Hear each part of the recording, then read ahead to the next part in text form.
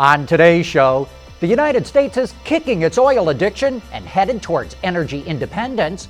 We'll show you who's already using autonomous vehicles, and Volvo shows off a 3-cylinder engine. All that and more coming right up on Autoline Daily.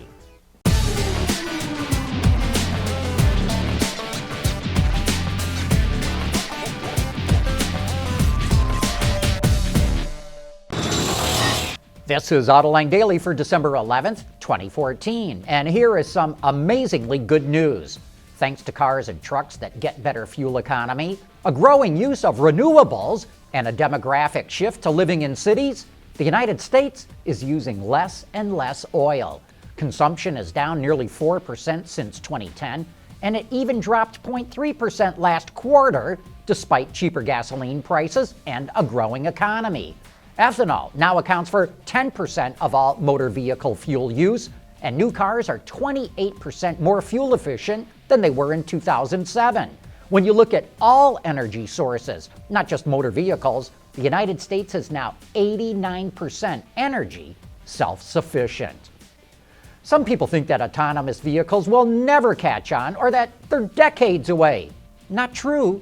Both Caterpillar and Komatsu already have autonomous trucks operating in mines in Canada and Australia. The trucks run 24/7 and boost productivity to the point that the cost of the technology is paid off within a matter of weeks.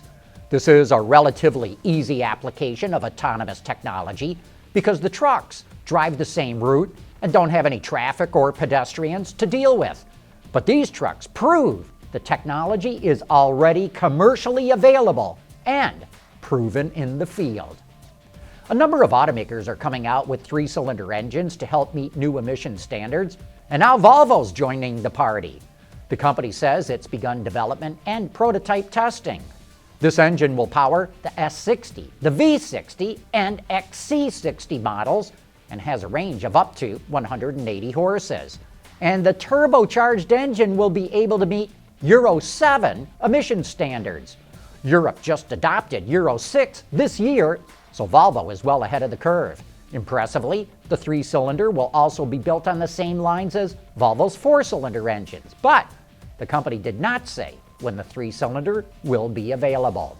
Still to come, the NAFTA market could hit 20 million new vehicles this year. Hyundai shows off a new subcompact, and how can it be possible that pickup trucks have gained 0 market share this year? Autoline Daily is brought to you by Bridgestone, your journey, our passion, and by Dow Automotive Systems, improving durability and increasing design flexibility with Betamate structural adhesives at dowbetamate.com. The NAFTA market keeps on getting stronger. Wards reports that Mexico is on track to set a sales record or come very close.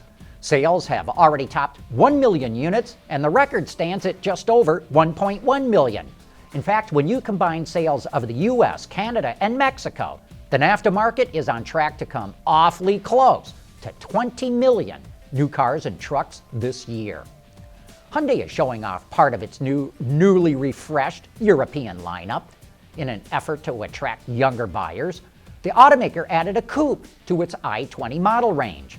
It gets some styling tweaks that set it apart from the 5-door and comes with a choice of 2 diesel engines or 2 gasoline.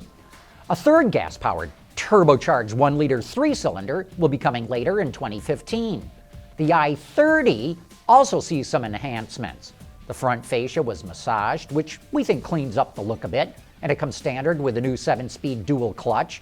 A new turbo model is available that comes with a 180 horsepower engine. And lastly, the i40 will also see some of those refined styling cues. It gets that same 7-speed dual clutch trans and an upgraded range of diesel engines. For all the details on Hyundai's refreshed European lineup, just click the headline in today's transcript. Coming up next, we're going to ask you to play product planner for a day. Dow Automotive Systems, driving solutions in automotive, commercial transportation, and aftermarket with innovative products like Betamate structural adhesives. Lighter, stronger, safer. DowBetamate.com. If you were in product planning, which segment would you recommend that your company get into? Well, you better know the size of each segment and which is the best-selling vehicle in each one. Here's a breakdown of the U.S. market so far this year based on how Wards divvies up the market. Did you know that the crossovers are now by far the biggest segment? So far, over 4 million have been sold, up 11.7%, and the Honda CR-V is the best in class. Next up are the small and mid-sized car segments. Both of them account for 2.8 million units.